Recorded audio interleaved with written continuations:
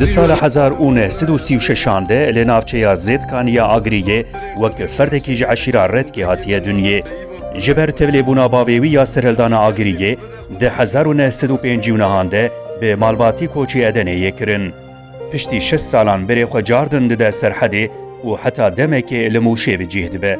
Şakiro ji ber neçariyê li gelek bajarên din jî dijî. Lê herî zêde û heta dawiya jiyana xwe li İzmîrê dimîne. Hunermendê me zin rexne li gelê Kurd digirt û digot ku li huner û hunermendên xwe xwedî dernakevin. Ji ber gilî û gazinên xwe welatê xwe terk dike.